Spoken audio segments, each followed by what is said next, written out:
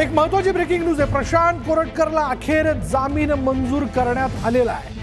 अगदी आजपर्यंत कळंबा कारागृहामध्ये त्याचा मुक्काम जो आहे तो होता, पण आता या क्षणाची महत्वाची बातमी आपण बघतोय।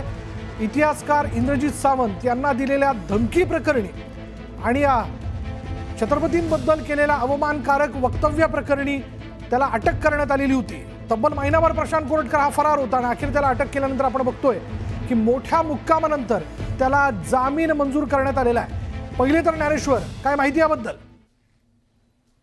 विशाल साहेब, प्रशांत कोरटकर याला सत्र न्यायालयाने आहे ते जामीन मंजूर केलेला आहे। यापूर्वी त्याचा जामीन आहे तो दिवाणी न्यायालयामध्ये फेटाळला होता आणि त्याला आव्हान आहे ते प्रशांत कोरटकर यांनी दिले होते। प्रशांत कोरटकर याला छत्रपती शिवरायांच्या अवमान प्रकरणी आहे ते अटक करण्यात आली होती। 25 फेब्रुवारीला त्याला अटक करण्यात आली होती। 25 फेब्रुवारीला गुन्हा दाखल झाला होता। 25 मार्चला त्याला अटक करण्यात आली होती आणि त्यानंतर 5 दिवसाची पोलिसांनी कोठडी दिली होती आणि 5 दिवसाची कोठडी संपल्यानंतर 14 दिवसाची न्यायालयीन कोठडी आहे ती त्याला मिळाली होती। या दरम्यान प्रशांत कोरटकरने 2 वेळा कोर्टात समोर आहे तो जामिनासाठी अर्ज केला होता। अखेर आज तो जामिनासाठीचा अर्ज आहे तो मंजूर झालेला आहे। अर्थात सशर्त जामीन आहे तो त्याला मंजूर झालेला आहे। काही वेळातच कोर्टाने जे कंडिशन घातलेले आहेत त्या आपल्या समोर येतील। मात्र एकूणच पाहायला गेलं तर प्रशांत कोरटकरला आता हा दिलासा मिळाला म्हणावे लागेल, कारण बऱ्याच वेळाला हे प्रशांत कोरटकर जामिनासाठी अर्ज करत होता। सुरुवातीला ज्यावेळी गुन्हा दाखल झाला त्यावेळी अंतरिम जामीन आहे ते प्रशांत कोरटकरला मिळाला होता। त्यावेळी त्याला अटकेपासून संरक्षण मिळालं होतं। मात्र त्यानंतर पोलिसांना सहकार्य न करता तो फरार झाला होता आणि हाच धागा पकडत आहे ते सरकारी वकिलांनी आणि इंद्रजित सावंत यांच्या वकिलांनी हे ते कोर्टासमोर आपलं म्हणणं मांडलं होतं आणि त्यामुळे वारंवार आहे ते त्याला पोलीस कोठडी देण्यात आली होती। 2 वेळा आहे ती पोलीस कोठडी सुरुवातीला 3 दिवस, नंतर 2 दिवस अशी 5 दिवसाची देण्यात आली होती आणि त्यानंतर न्यायालयीन कोठडीत आहे ती त्याची रवानगी करण्यात आली होती। या दरम्यान आहे ते पोलिसांनी तपासाचा अहवाल सुद्धा आहे तो कोर्टाला सादर केला होता आणि आता सुद्धा जोपर्यंत चार्जशीट दाखल होत नाही तोपर्यंत कोरटकरला जामीन मिळू नये अशा पद्धतीची भूमिका आहे ती कोर्टासमोर सरकारी पक्षानं मांडली होती।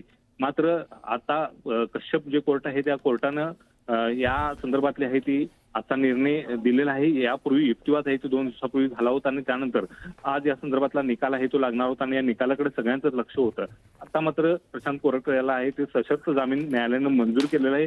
अर्थात आता न्यायालयातून बाहेर पडताना त्याला पोलीस संरक्षण दिलं जाते का हे पाहणं महत्वाचं आहे, कारण अद्यापही प्रशांत कोरटकर विरोधातला रोष आहे तो शिवप्रेमींच्या मनामध्ये कायम आहे। त्यामुळे नागपूरपर्यंत जाण्याची वाट आहे त्याची खडतर असणार आहे आणि यामध्ये आता सशर्त जामीन देताना नेमक्या काय कंडिशन घातल्यात, त्याला बंदोबस्त दिला जातो का हे सुद्धा आता पाहणं महत्वाचं असणार आहे। विशाल,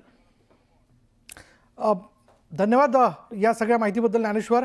आपण बघतोय प्रशांत कोरटकरला अखेर जामीन मंजूर झालेला आहे। पुन्हा एकदा आपण ज्ञानेश्वरशी बोलण्याचा प्रयत्न करूयात। ज्ञानेश्वर, पण साधारण आपण जर पाहिलं तर कळंबा कारागृहात त्याचा किती दिवस म्हणजे त्याला कळंबा कारागृहात ठेवण्यात आलेलं होतं, त्याचा मुक्काम होता? कारागृहामध्ये होता।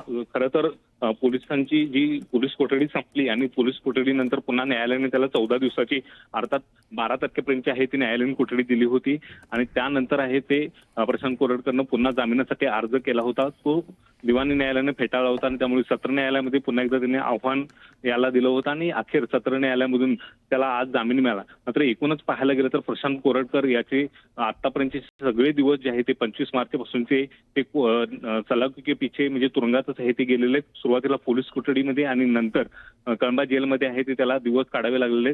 या दरम्यान आहे ते पोलिसांनी त्याच्यावरती प्रश्नांचा भडीमार मोठ्या प्रमाणात केला होता। तो कुठं कुठं राहिला होता याची सगळी माहिती घेतली होती। त्यांच्या मित्रांची यादीच आहे ती पोलिसांनी मिळवली होती आणि यासोबतच आहे तर त्याच्या मित्रांना सुद्धा पोलिसांनी या संदर्भातले समन्स बजावत तपासणीसाठी यायला सांगितले होते।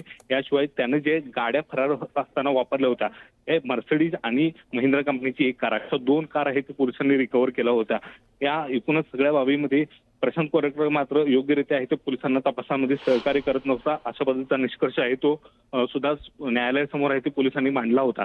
आणि या एकूणच सगळ्या बाबीवरती एक प्रश्नचिन्ह प्रशांत कोरटकरच्या बाबतीत उपस्थित केलं गेलं होतं, कारण त्यानं जो मोबाईल डेटा होता तो पूर्णपणे इरेज करून हे ते मोबाईल तपास पथकाकडे दिला होता, नागपूरच्या सायबर सेलकडे दिला होता आणि त्यानंतर नागपूरच्या सायबर सेलने कोल्हापूर पोलिसांच्याकडे तो हस्तांतरित केला होता। खरं तर इंद्रजित सावंत यांना धमकी दिल्यानंतर आणि छत्रपती शिवाजी महाराजांचा अवमान केल्यानंतर प्रशांत कोरटकर यांना माध्यमांच्या समोर येऊन मी छत्रपती शिवरायांचा आदर करतोय अशा पद्धतीचं वक्तव्य केलं होतं।